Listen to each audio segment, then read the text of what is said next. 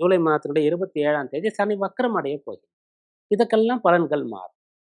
அதனால ஜூலை மாதத்த நீங்க எப்படி பிளான் பண்ணலான்னா, ஹார்ட் ஒர்க் பண்றது, நெறைய எஃபோர்ட் போடுறது, நெறைய முயற்சி பண்றது, யாரையும் எதற்கும் நம்பாம சொந்த கால்ல நிக்கிறது.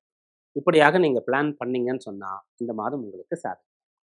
எதனால இத சொல்றோம் அப்படின்னா, ராசியாதிபதி 4ஆம் இடத்துல இருக்கார். 4ஆம் இடம் சுகஸ்தானம். அப்ப சுகத்தை தியாகம் பண்ணணும். சுகம்னா என்ன? சுகம்னா ஒவ்வொருத்தருக்கும் ஒண்ணு ஒண்ணு சுகம்னு நெனைப்பீங்க. நல்லா தூங்குறது, நல்லா சாப்பிடுறது, நல்லா விளையாடுறது, பிடிச்ச இடங்களுக்கு போயிட்டு வர்றது, ஓய்வு எடுக்கிறது அப்படின்ற சொல்லுவீங்க இல்லையா?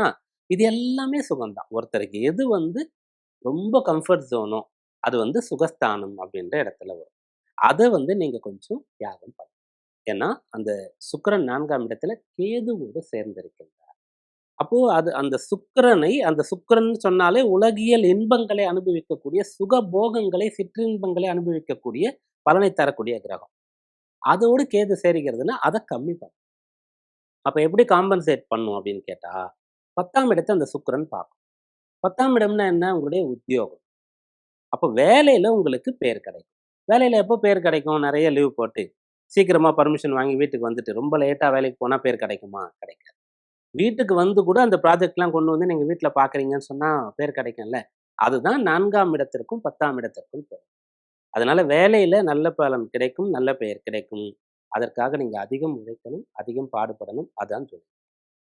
சரி உத்தியோகஸ்தர்களுக்கு இது பொருந்தும்.